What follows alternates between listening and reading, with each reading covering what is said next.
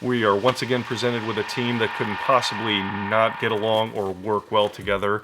And it's kind of a cool twist, but I really hope this thing doesn't drag on into several episodes of this kind of dysfunctionality, because it's going to get a little old pretty quickly. So all in all, you actually end up with 3 different story arcs in one episode that's going on here.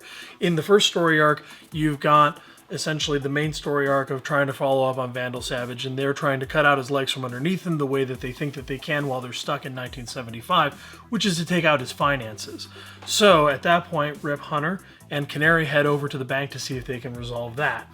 At the same time, we're also trying to deal with Kendra, and she's got shards of the knife that are stuck inside of her body, and so we've got the Atom and Martin trying to work on that to save her life. And lastly, you've got Captain Cold and Heatwave grabbing Firestorm, the Jason half of Firestorm, I should say, and piloting a shuttle to go and steal a big emerald so that Captain Cold can give it to his dad, because that winds up being the burglary that gets his dad thrown into prison.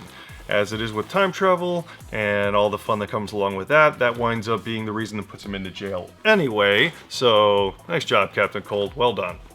As we carry out the rest of the Adam and Martin storyline, that pretty much has to do with Adam's confidence.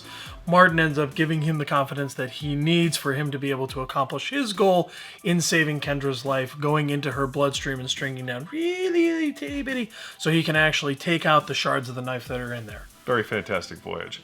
And lastly, we see Vandal Savage winds up telling everyone that money is not what fuels him, it's actually faith.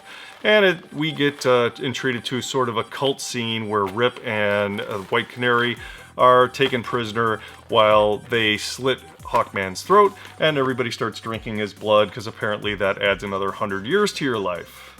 Go science.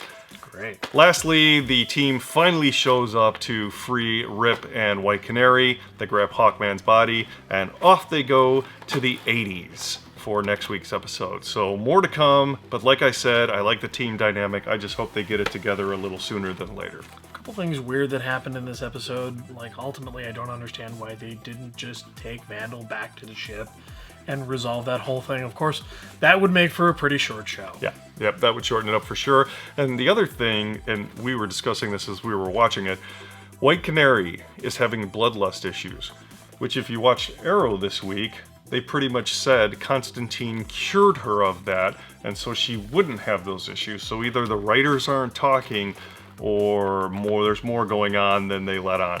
It seems to me like it's just a matter of miscommunication, and they just aren't on the same page when it comes to what's going on with this bloodlust thing.